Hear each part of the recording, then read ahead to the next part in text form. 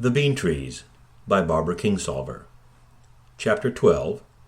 Into the Terrible Night. At 3 o'clock in the afternoon, all the cicadas stopped buzzing at once. They left such an awful emptiness in the air it hurt your ears. Around 4 o'clock, we heard thunder. Mattie turned over the closed sign in the window and said, "Come on, I want you to smell this." She wanted Esperanza to come too, and surprisingly, she agreed. I went upstairs to phone Edna and Mrs. Parsons, though I practically could have yelled to them across the park to say I'd be home later than usual. Edna said that was fine, just fine, the kids were no trouble, and we prepared to leave. At the last minute, it turned out that Estefan could come too. He had the night off. The restaurant was closed for some unexpected family celebration. We all piled into the cab of Mattie's truck, with Esperanza on Estefan's lap and me straddling the stick shift. The three of us had no idea where we were headed, or why, but the air had sparks in it. I felt as though I had a blind date with Destiny, and someone had heard a rumor that Destiny looked like Christopher Reeve. Mattie said that for the Indians who lived in this desert, who had lived here long before Tucson ever came along, today was New Year's Day. "What, July the 12th?" I asked, because that's what day it was, but Mattie said not necessarily. They celebrated it on whatever day the summer's first rain fell. That began the new year. Everything started over then, she said. They planted their crops, the kids ran naked through the puddles while their mothers washed their clothes and blankets and everything else they owned, and they all drank cactus fruit wine until they fell over from happiness. Even the animals and plants came alive again when the drought finally broke. "You'll see," Mattie said. "You'll feel the same way." Mattie turned onto a gravel road. We bounced through several stream beds with dry, pebbled bottoms scorched white, and eventually pulled over on high ground about a mile or so out of town. We picked our way on foot through the brush to a spot near a grove of black-trunked mesquite trees on the very top of the hill. The whole Tucson Valley lay in front of us, resting in its cradle of mountains. The sloped desert plain that lay between us and the city was like a palm stretched out for a fortune-teller to read, with its mounds and hillocks, its lifelines and heart lines of dry stream beds. A storm was coming up from the south, moving slowly. It looked something like a huge blue-gray shower curtain being drawn along by the hand of God. You could just barely see through it, enough to make out the silhouette of the mountains on the other side. From time to time, nervous white ribbons of lightning jumped between the mountain tops and the clouds.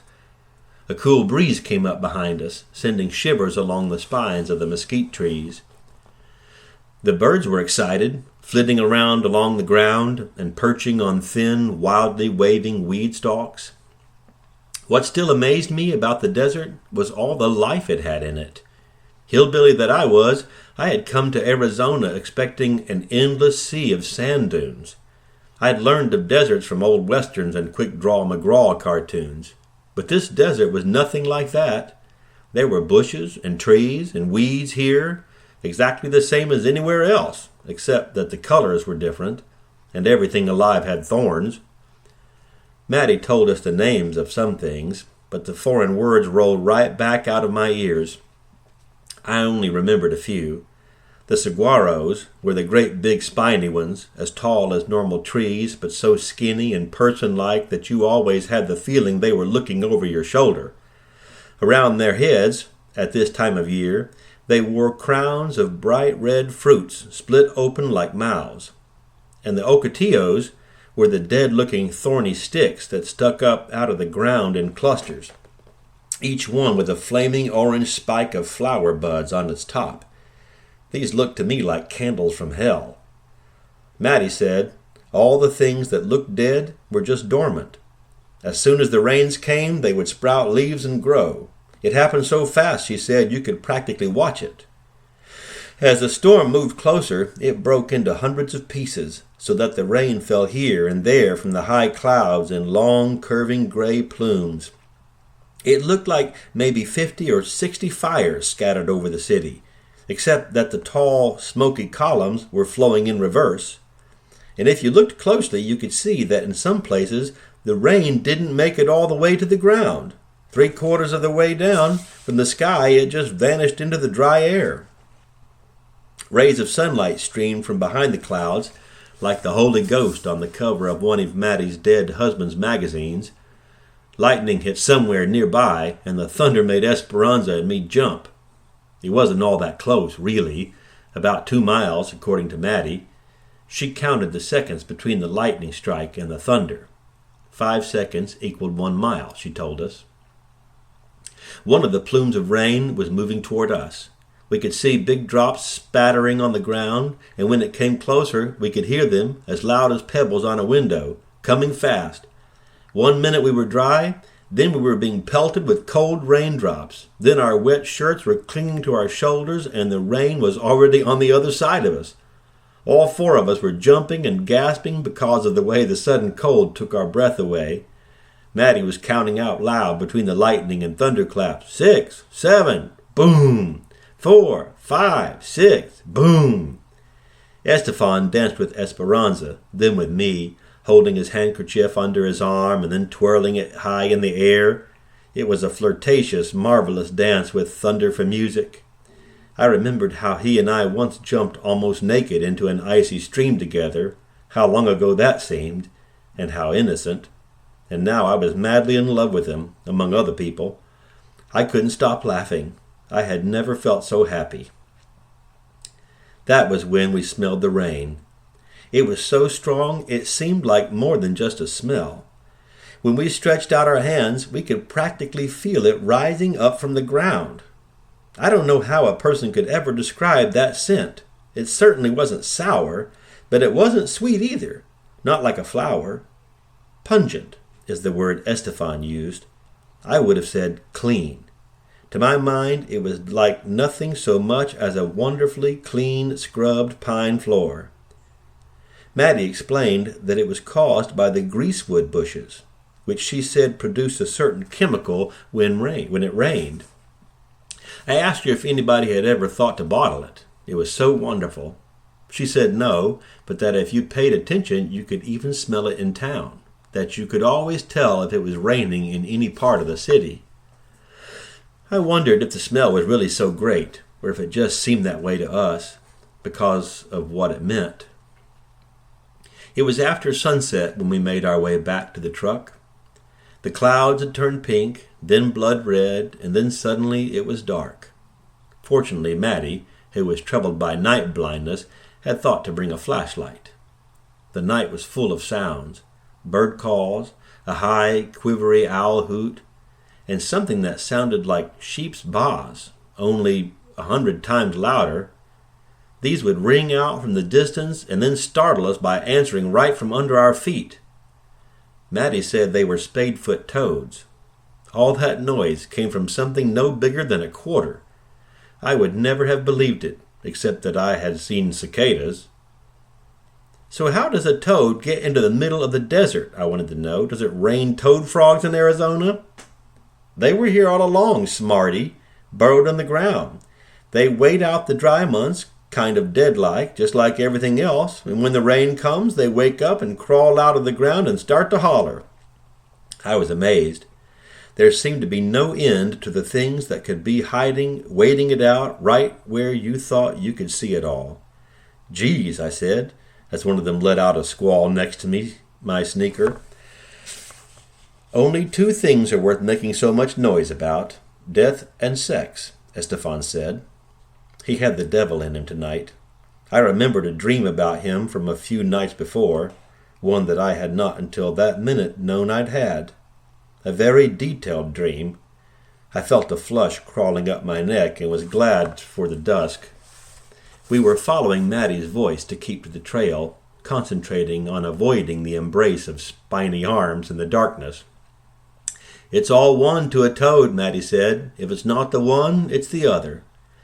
They don't have long to make hay in weather like this. We might not get another good rain for weeks. By morning, there will be eggs in every one of these puddles, and in 2 days' time, even less, you can see tadpoles. Before the puddles dry up, they've sprouted legs and hit the high road. We were following behind Maddie in single file now, holding to one another's damp sleeves and arms in the darkness. All at once, Esperanza's fingers closed hard around my wrist. The flashlight beam had found a snake, just at eye level. Its muscular coils looped around a smooth tree trunk. "Better step back easy. That's a rattler," Maddie said in a calm voice. With the flashlight, she followed the coils to the end and pointed out the bulbs on the tail, as clear and fragile-looking as glass beads. The rattle was poised upright, but did not shake. "I didn't know they could get up in trees," I said. "Sure, they'll climb, after birds' eggs." A little noise came from my throat. I wasn't really afraid, but there's something about seeing a snake that makes your stomach tighten, no matter how you make up your mind to feel about it. "Fair's fair," Maddie pointed out, as we skirted a wide path around the tree. "Everybody's got her own mouths to feed."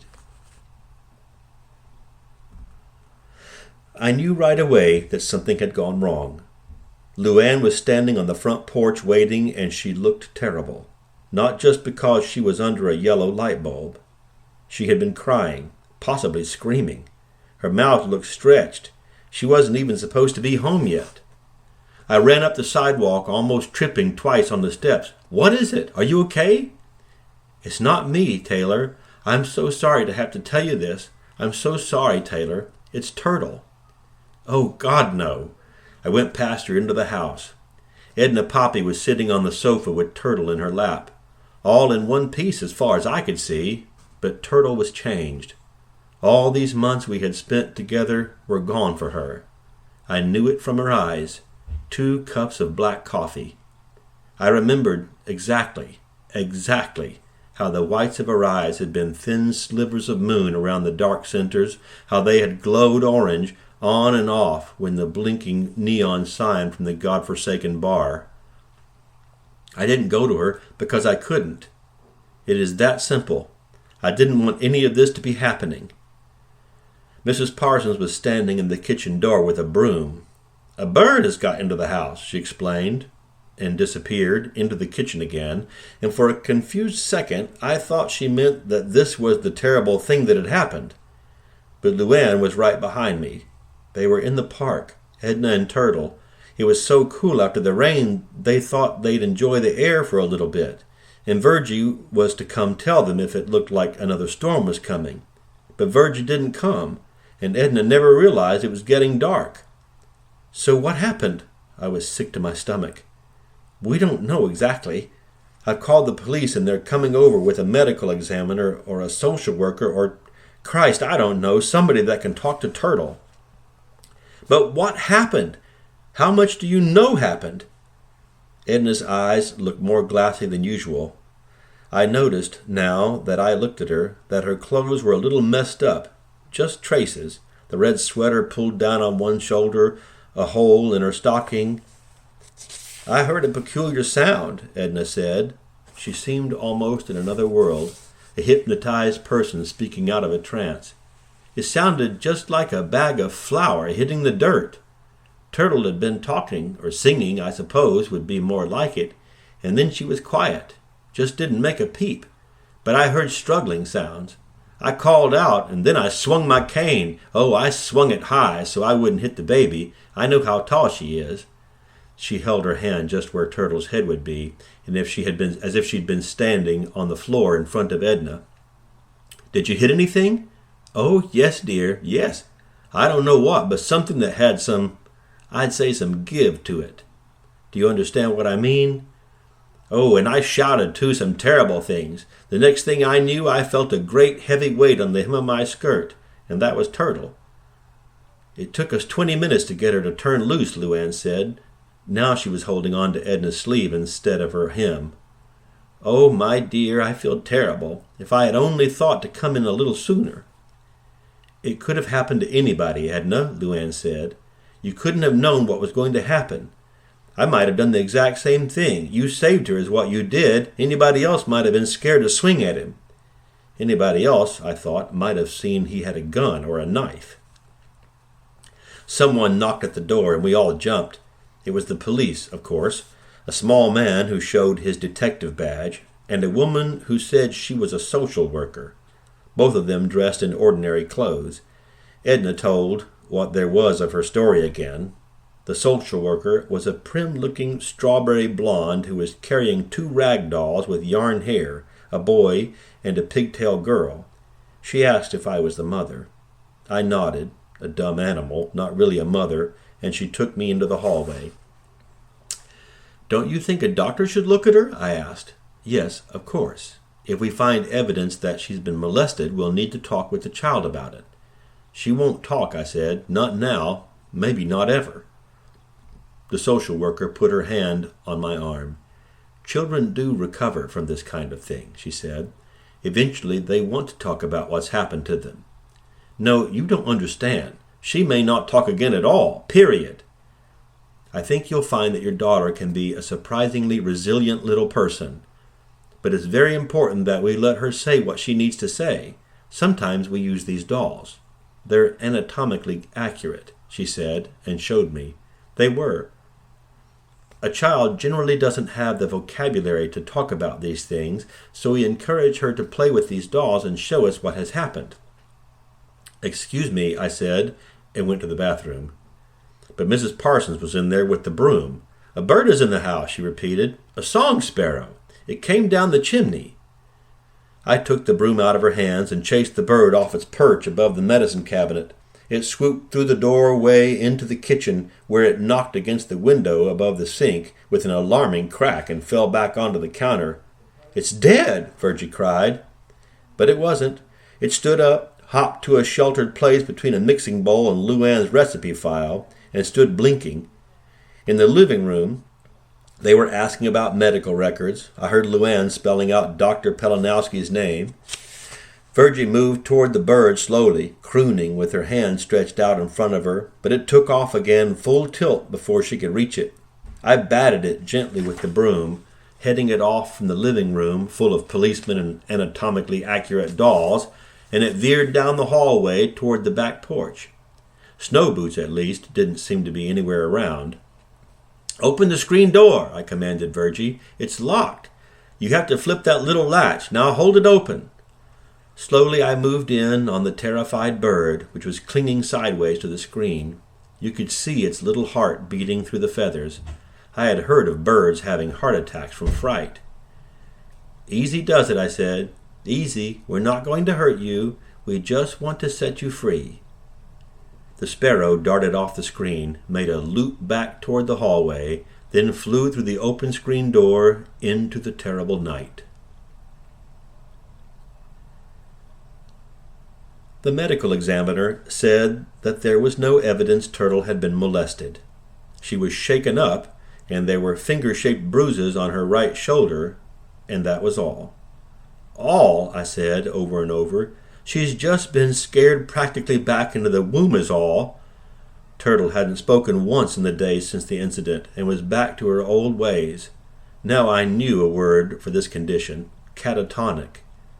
"She'll snap out of it," Luann said. "Why should she?" I wanted to know. "Would you?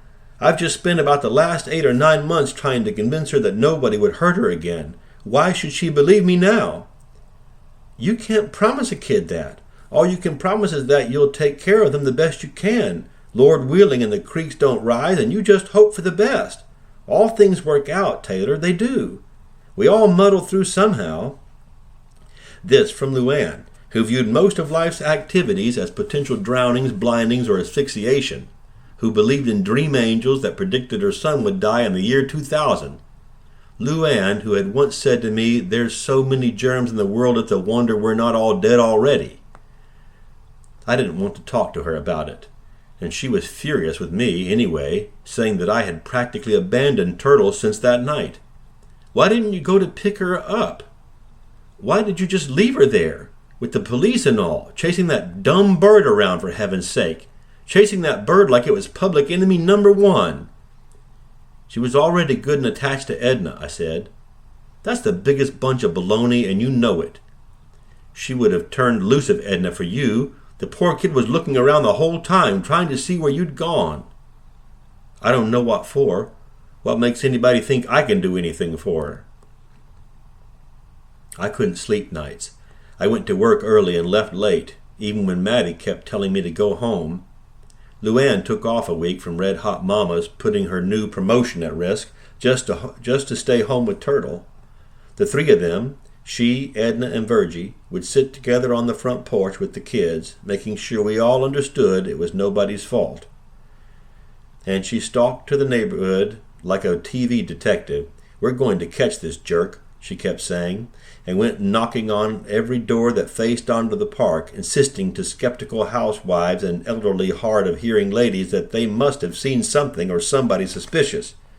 She called the police at least twice to try and get them to come take fingerprints off Edna's cane, on the off chance that she'd whacked him on the hand. "I know it was probably some pervert that hangs out at that sick place by Maddie's," Luann told me, meaning Fanny Heaven, of course. "Those disgusting little movies they have, some of them with kids. Did you know that? Little girls. A guy at work told me. It had to have been somebody that saw those movies, don't you think? Why else would it even pop into a person's head?" I told her I didn't know. "If you ask me," Luann said more than once, "that's like showing a baby how to put beans in his ears. I'm asking you, where else would somebody get the idea to hurt a child?" I couldn't say. I sat on my bed for hours looking up words: pedophilia, perpetrator, deviant, maleficent. I checked books out of the library, but there weren't any answers in there either, just more words. At night I lay listening to noises outside, listening to Turtle breathe, thinking she could have been killed. So easily she could be dead now. After dinner one night, Luann came into my room while the kids were listening to their Snow White record in the living room. I'd skipped dinner. I wasn't eating much these days. When I was young and growing a lot, and Mama couldn't feed me enough, she used to say I had a hollow leg. Now I felt like I had a hollow everything. Nothing in the world could have filled that space. Luann knocked softly at the door and then walked in, balancing a bowl of chicken noodle soup on a tray. "You're going to dry up and blow away, hon," she said. "You've got to eat something." I took one look and started crying. The idea that you could remedy such evil with chicken noodle soup. "It's the best I can do," Luann offered. "I just don't think you're going to change anything with your own personal hunger strike." I put down my book and accepted her hug. I couldn't remember when I had felt so hopeless. "I don't know where to start, Luann," I told her. "There's just so damn much ugliness. Everywhere you look, some big guy kicking some little person when they're down. Look what they do to these people at Maddie's. To hell with them, people say. Let them die. It was their fault in the first place for being poor or in trouble or for not being white or whatever. How dare they try to come to this country?" "I thought you were upset about Turtle," Luann said. "About Turtle? Sure." I looked out the window. "But it just goes on and on. There's no end to it." I didn't know how to explain the empty despair I felt. How can I just be upset about Turtle, about a grown man hurting a baby, when the whole way of the world is to pick on people that can't fight back? "You fight back, Taylor. Nobody picks on you and lives to tell the tale." I ignored this. "Look at those guys out in the park with no place to go," I said, "and women too. I've seen whole families out there. While we're in here trying to keep the dry cleaner bags out of the kids' reach, those mothers are using dry cleaner bags for their children's clothes, for God's sake, for raincoats, and feeding them out of the McDonald's dumpster. You'd think that life alone would be punishment enough for those people. But then the cops come around, waking them up mornings, knocking them around with their sticks. You've seen it. And everybody else saying, 'Hooray, way to go. I got mine, power to the toughest. Clean up the neighborhood and devil take the riffraff.'" Luann just listened. "What I'm saying is nobody feels sorry for anybody anymore. Nobody even pretends they do. Not even the president. It's like it's become unpatriotic." I unfolded my wad of handkerchief and blew my nose. "What's that supposed to teach people?" I demanded. "It's no wonder kids get the hurting into the stick. And she's so little, so many years ahead of her. I'm just not up to the job, Luann. Luann sat with her knees folded under her, braiding and unbraiding the end of a strand of my hair. Well, don't feel like the Lone Ranger, she said. Nobody is.